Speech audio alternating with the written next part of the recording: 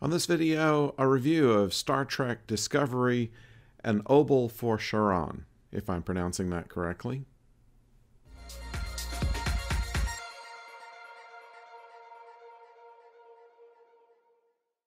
Hello out there, I'm the oldest nerd, and first of all, a thanks to fellow nerd T.M. Martin, who gave us a meaning for the title of this week's episode.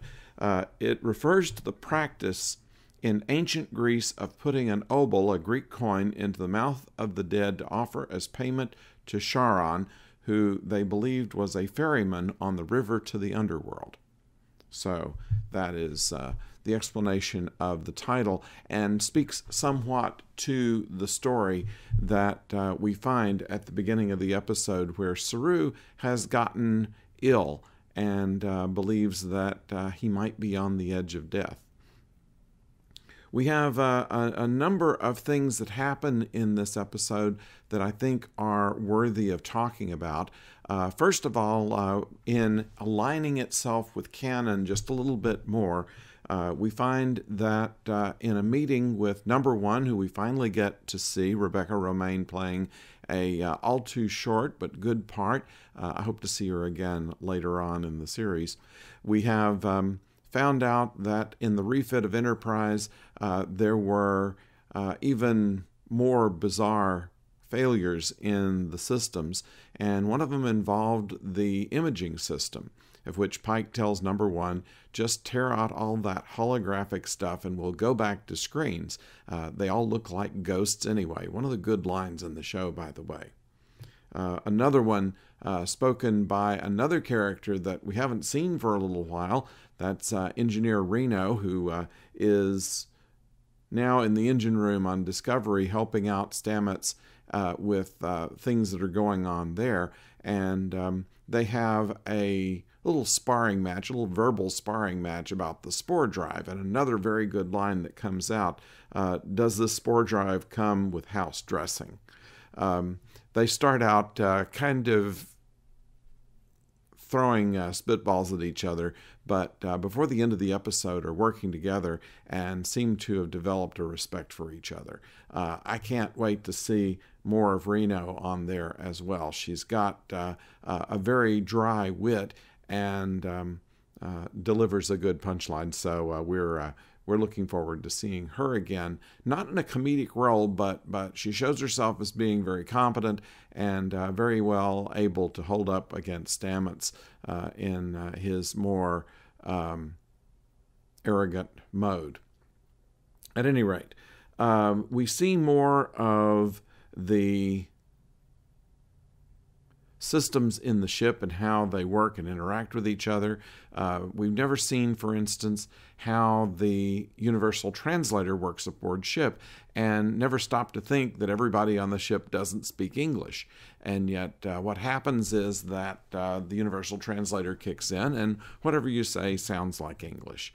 And so while we have a number of people who can speak Earth English, there are a number of people who cannot. And a number of people who are multilingual. We know that that Burnham is one of the people who can speak some languages, but the person who speaks the most is Saru. We reveal about his character that he can speak 90 languages. That's pretty good. That is almost C-3PO type of versatility. Of course, he speaks several 100,000, but in the Star Trek universe, 90 languages isn't bad when you have a system that can automatically translate for you.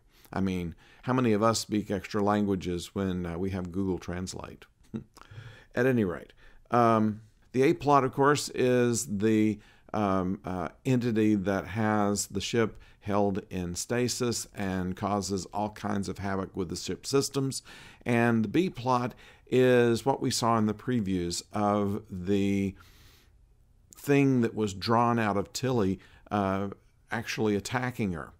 And there is some question in both the A and the B stories as to whether these attacks are due to a malevolent being or some being that wants something. And in this episode, which I have to say worked out very well in the understanding department. There were some people that said in the comments for the last show that it was odd that they wanted to tear this thing out of Tilly without even asking what it wanted. And so they seem to have corrected that with this episode and have tried to discern what exactly it was that it was possessing Tilly for. Now, this goes back to the end of the first season, where a special colored spore implants itself into Tilly's shoulder. And this, of course, activated by the forces and the meteorite that they brought in. And we learn from the interface, shall we say, that reveals itself as an old friend of Tilly's, that it is having some difficulties with the idea of Discovery spore jumping, that it's actually causing some damage, not to the network itself, but to other beings that travel along it. And this is something that is similar to the reveal in one of the later seasons of The Next Generation, where they're not aware that going warp speed tears up the fabric of space and causes the warp speed limits to go into effect in the last couple of seasons of TNG. And evidently there is a similar kind of problem, perhaps worse, that causes a disruption in the mycelial network by something as big as a starship spore jumping through it. And this is something that has now come to the attention of Stamets, and it is probably going to spell the beginning of the end of the spore drive for Starfleet. Another way that we are pulling the show back into the canon that we know, which is to say that there's no spore drive in the future, so why wasn't that? There are no holographic screens, why wasn't that? And so these appear to be taken care of, at least on the Enterprise, that Pike just doesn't want to have anything to do with it, and during the refit wasn't going to even have the systems reinstalled. So that would explain that. We learn a little bit more of the relationship between Saru and Burnham. When we first see them in the first episode of Discovery in season 1, we find them to be competitive.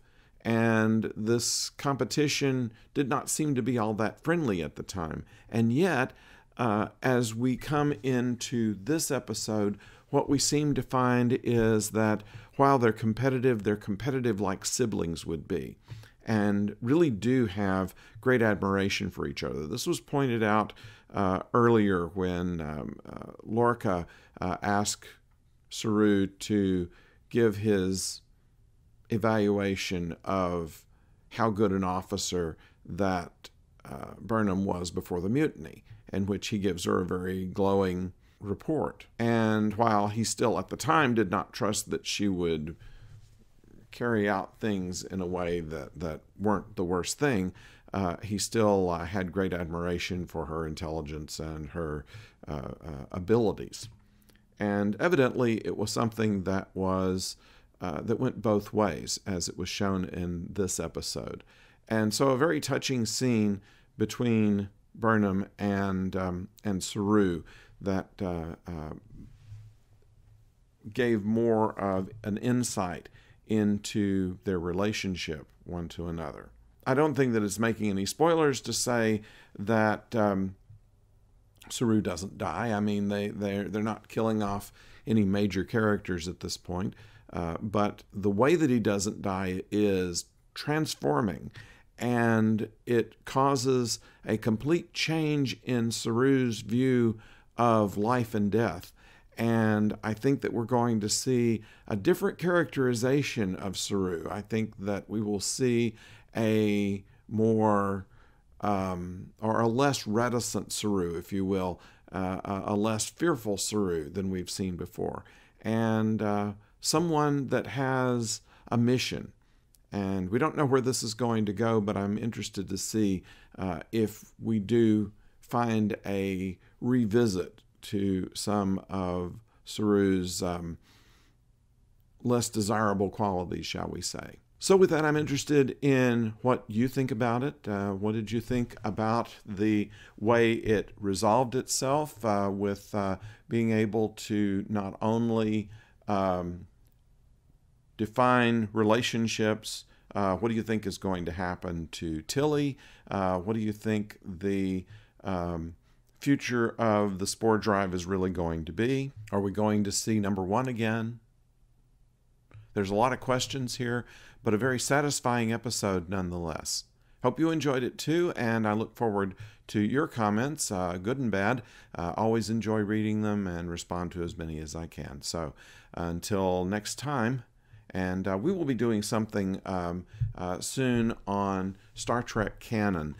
It was suggested to me that it might be a good idea to bring it up. I've had some research done on that, and we'll let you know what we found out in our next video. And until then, don't go far.